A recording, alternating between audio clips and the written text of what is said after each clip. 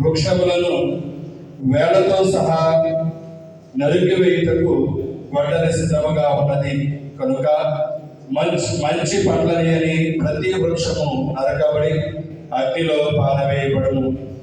హృదయ పరివర్తనం నిమిత్తము నేను మీకు నీటితో స్నానం చేయించున్నాను, కానీ నా తరువాత రానున్నవాడు మీకు పవిత్ర ఆత్మతోను అగ్నితోను స్నానం చేయించును.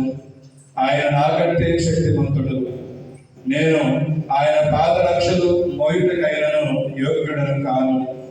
తూర్పారబడుటకు ఆయన చేతి యందు చేట సిద్ధముగా ఉన్నది. ఆయన తన గోధుమ ధాన్యమును తూర్పారబట్టి గింజలను గిడ్డంగుల యందు భద్రపరిచి పొట్టును ఆరిన అగ్నిలో వేసి కాల్చివేయును అనేను. ఇది క్రీస్తుని సువిశేషం.